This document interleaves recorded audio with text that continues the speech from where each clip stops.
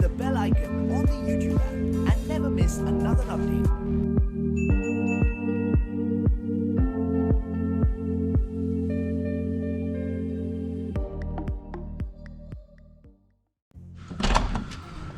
So welcome to Koi Chronicles, and in this chronicle I'll be showing you the main fish. I'll be going over to the polytunnel because I've done some more work in there. I've made a pathway so it's more inviting now. And I'll take you in, I'll put you on super wide view so you can have a real good look around.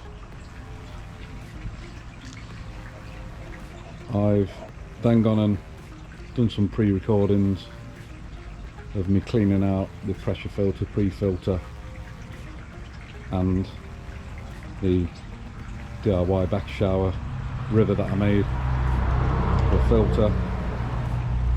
And I've treated the vat with potassium.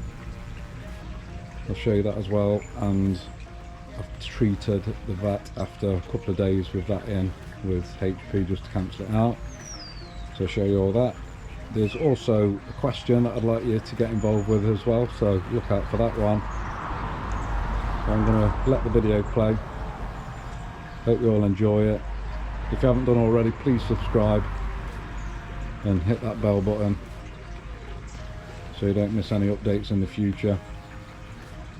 And at the end I'll leave you some bonus footage of the polytunnel system being controlled via the mobile phone application and some IP kind of communication. So hope you all enjoy, and I'll catch you at the very end. So as you can see, I've tidied this up now, made this on a little walkway which is a lot more inviting.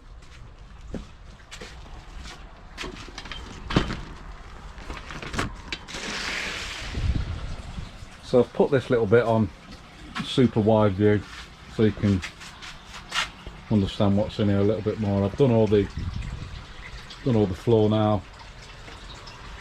So I've got slabs down, just loose laid these, make sure they don't wobble and things. Down the side I've put some pea gravel just to finish off these edges.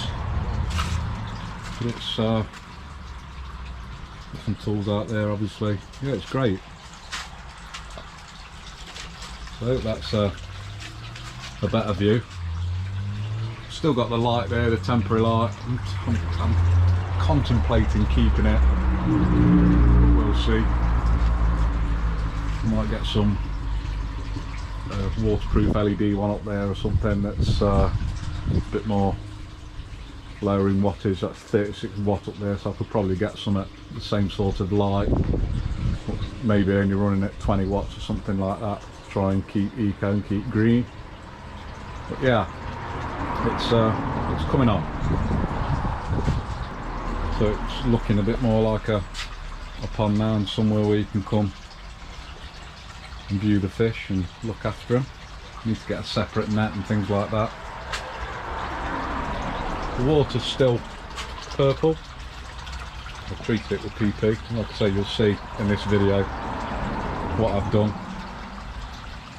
I've cleaned through the filters, both filters. I'll show you that as well. Got some hydrogen peroxide ready there so I can get rid of this purple water.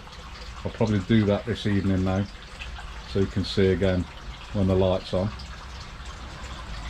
Made this little shelf. Got the thermostat in here. The temperature's really warming up now to 8.4, so 8.5. So once I do treat this with HP and just cancel out this PP that I've put in, I need to start getting the biocycle working, so which means I need to introduce some fish in here. I've got a couple of choices. I can either pick maybe the 3 tench, small tench out of the main pond and put them in here, I've got like a hybrid goldfish in the main pond as well.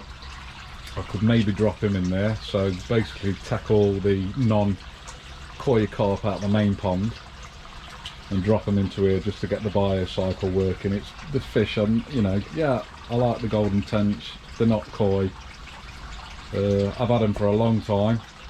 They'd make a superb fish when they're a little bit older, when they get bigger. But I'm not that fussed if things go wrong once they start to go in here. But I'd sooner probably do that rather than using any of the fry that's indoors, because the jumping temperature or the dropping temperature would just be far too much for them. But I have got a couple of small fry as well in the tank indoors, one with a funny eye and one where the dorsal fin's not, it's a bit deformed, so I could maybe drop them two in. So rather than putting the tenchers in, I could just put them two in. They're only small fish, see how they go in there. Could use it as a bit of an experiment. So let me know guys in the comment section below. Got the choice of taking the golden tench out of the main pond and the hybrid goldfish sort of a thing I've got. That come out of my father-in-law's pond. It was fried, don't know what it was. It did have goldfish in there and koi in there, but when it was born it was brown, but it changed gold. But I look at it and I can just see carp in it, you know. So maybe that could be one to have a look at. But let me know in the comment section on what you think I should do. I know I've got the facilities to use a microscope and do a slide and have a look just to make sure they've got no parasites or things like that, because I don't want to cross-contaminate with this vat and the main pond vat. But I've got all the facilities to double check before I drop the fish in here. There's no problems there, but I'd appreciate it if you guys would let me know. Either want to see the tench, the 3 tench out of the main pond. I can put the one big goldfish in if you like, half koi, half goldfish, or I can put the 2 undeveloped fry in, the one with the eye and the one with the dorsal fin in. So I've got 3 choices there. Let me know in the comment section what you'd like to see or what you think I should do. So I'm going to run through, show you some footage now of me cleaning this pressurised filter. Then we'll move on to going through the little backy shower there, DIY job that I made, and the media and sponges that are in it and everything. Then I'll show you in regards to the PP and treating it, just because it's that second hand and you know I don't know where it's been, so just give it a good clean with the PP, with the potassium. So I'll see you guys in a bit. Thanks a lot.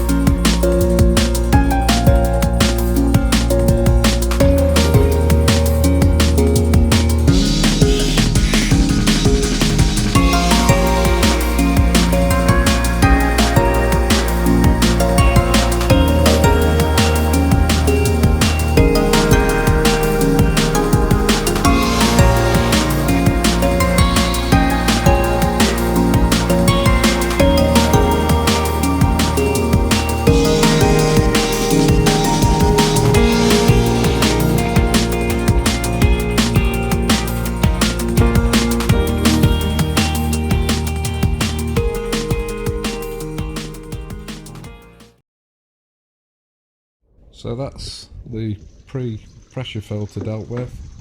Now let's go through this DIY vacuum shower that I made. So that's the coarse sponge on top there. Couldn't see a lot of dirt on there, but I can assure you there is, because on the blue medium sponge you can see it a lot more, and the further we get down the more we'll see. Should imagine the dirtier and dirtier it will get. The spray bar's sitting pretty.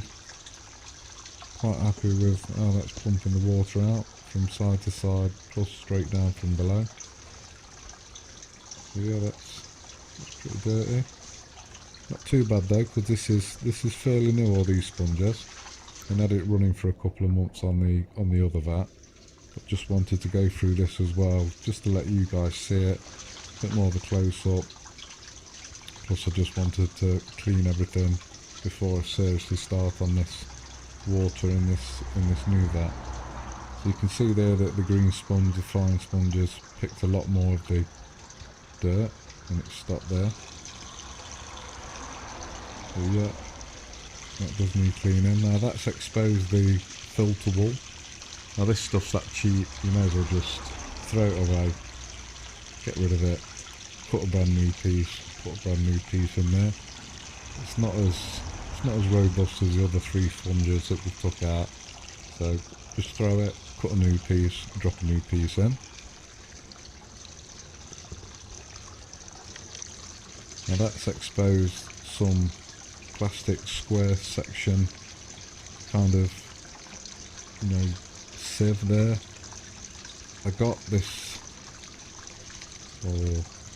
plastic from a nursery, a potting nursery or a garden centre or something like that. They get the plants in, they're like a crate, stackable crate, only small. You can cut through this stuff with a pair of scissors, but I like to use it because the water follows the plastic, follows all the channels, and then I know it's dropping through my media nice and evenly. It's underneath. So we get this square section out, and then it'll expose my Bio-Home Mini Ultra filter media. This stuff's pretty expensive. I've got 3 kilograms in here. They state that 1 kilogram does 100 litres of water, so I might need a little bit more of this stuff, but we'll see how we go. I can always drop another chamber on, like I showed you a couple of videos ago. The chamber underneath this is the K1 chamber, so I might up the K1 and up this Bio-Home media, but we'll see how it runs, and we'll see how we fare once we get the fish in here. So yeah, it's only small stuff. It's meant to be really, really good stuff, so I think it cost me around £50, so we'll see how it goes. So that's the mini DIY shower, or the top part of it. So there's the water that's been left from cleaning the pressurised filter and all the sponges that I just took out of the shower. I'm sure you'd agree that it's looking black and looking really dirty. That's the filter wool that I'll just dispose of. I'll pour this in this drain now really slowly so you can get to see all the dirt. So it looks like it's doing a good job filtering the water and keeping all the dirty bits and debris out. So I'll just rinse around this bowl now and get it back to the polytunnel.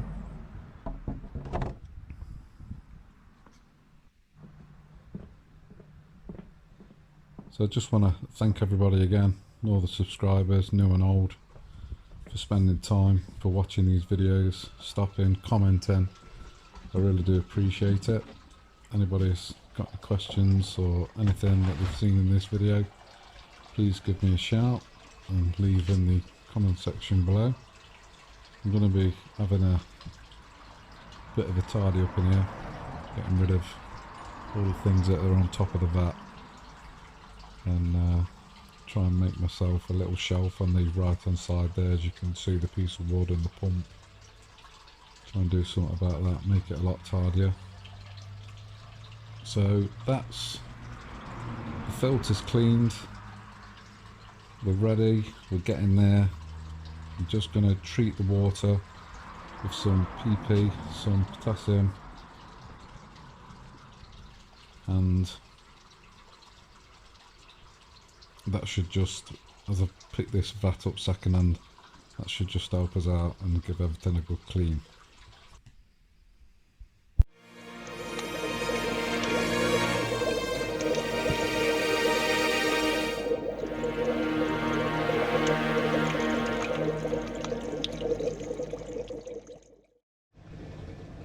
So I'm going to measure out now the potassium. It's 6.8 grams to 1,000 gallons, which is around 450 litres. I've got 1,000 litres in that vat, so I'm just going to divide that total by 4. It'll probably be a tad over, but I don't mind, it's fine, there's no fish in there. So I make my calculations as 1.6 grams. So there's a potassium. It's not going to take much.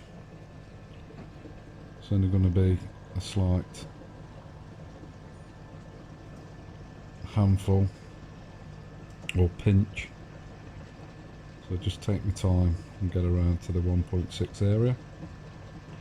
So that'll do.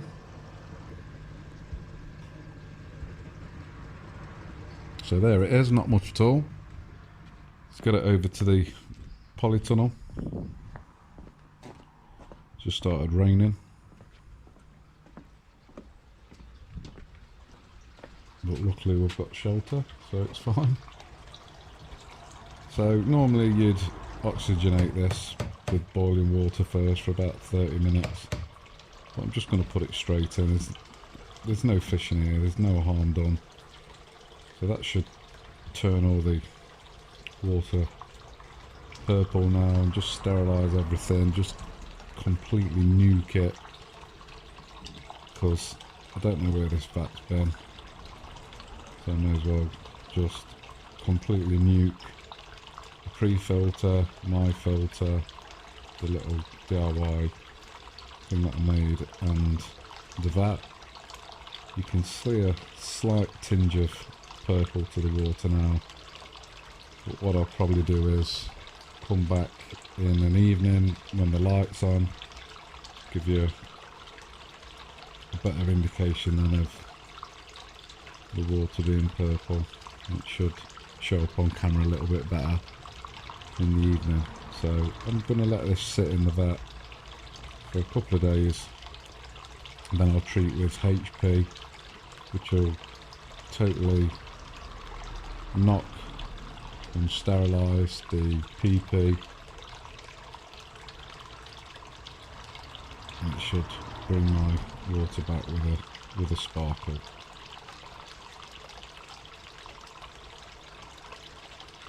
It's just starting to run through now.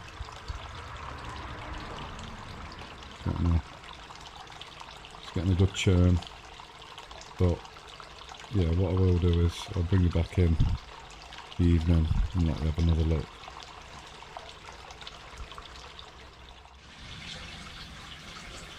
So there's the pond water at night. Hopefully you can see that it's purple now with the light above the water with the PP treatment in. It's been in here now for about a day and it's still purple. It obviously would be because it's clean water. But I'll put some HP in tomorrow and dose it with that and get rid of this. Then everything's got a nice clean. I took some time today as well to just tidy up this side of the polytunnel. So there's my air pump, here's my air lines, fixed it down with some stainless steel screws on top of this wood. It doesn't go anywhere, and I've put the thermostat like I have on my main pond. So it's over 8 degrees now, the water. And if we look on the thermostat,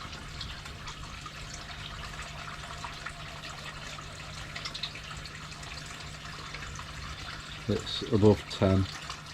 It's about 12, so it's pretty mild tonight. But yeah, thought it was easier to show you the watercolour in the evening. So as promised, it's now the evening. I'm going to be putting the hydrogen peroxide into the vat just to cancel out the PP that went in there a couple of days ago, so you can still see the purplish tinge. It's still purple. So I'm going to measure out the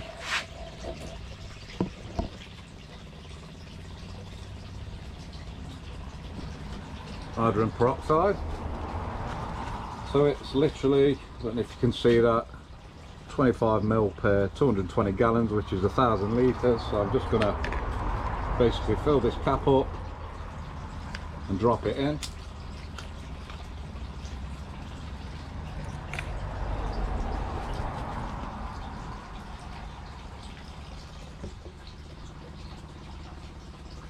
Trying to be careful.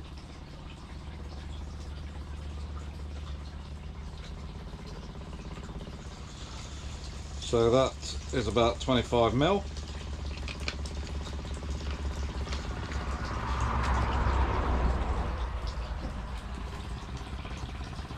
So I'm going to drop this in now.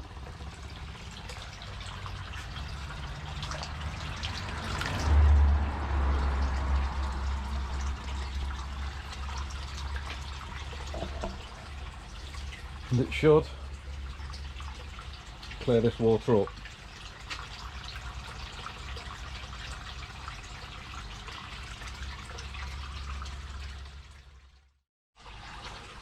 So it's been a couple of moments now.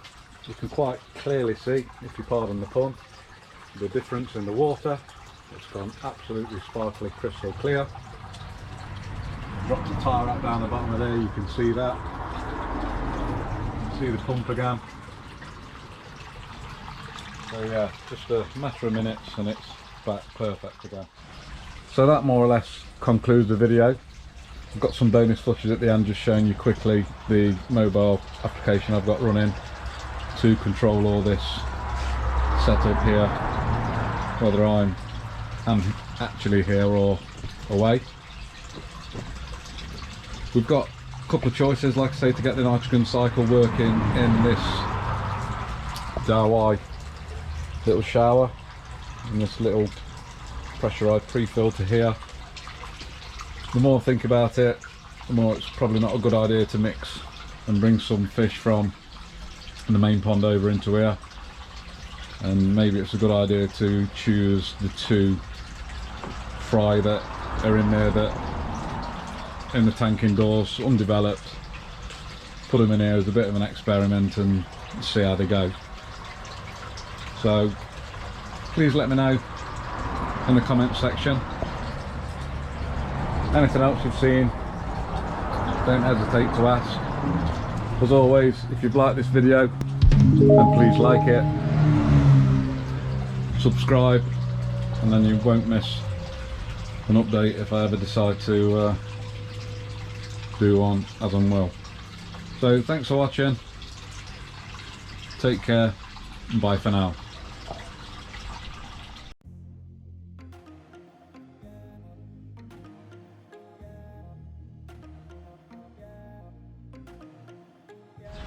So I'm just going to run through the application on the phone. I'll probably split screen this, but I want you to see it at the same time as I do it. So we've got the air pump there. So turn off the air pump, the air will go straight off. Click the air pump back on, the pump will come on. See the pump there, just pumping away. So if we press the water pump, that'll stop that.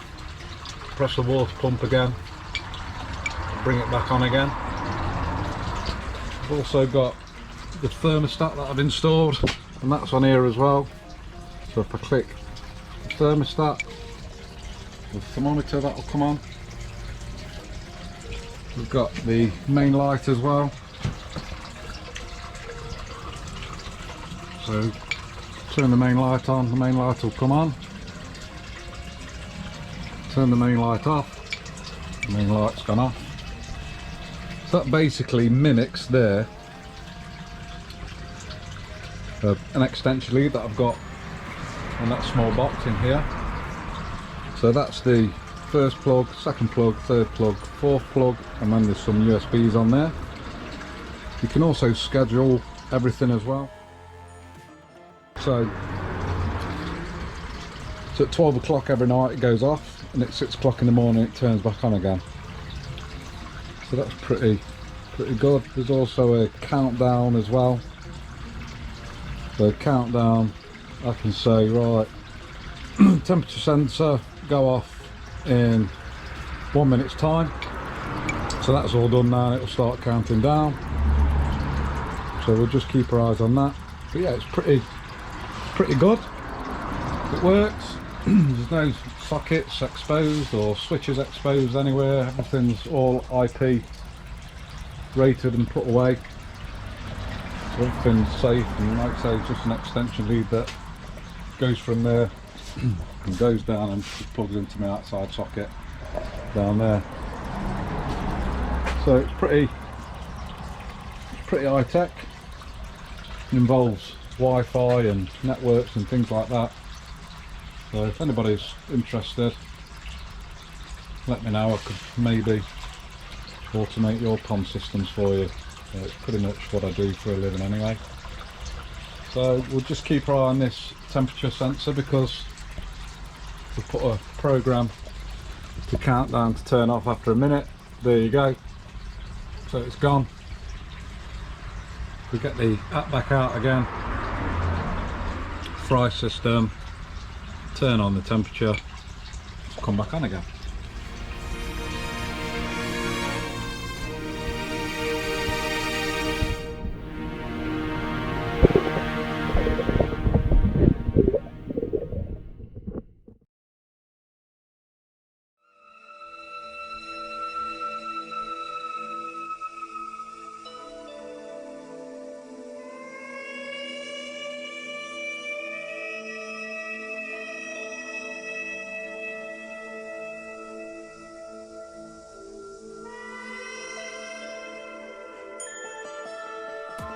Press the bell icon on the YouTube app and never miss another update.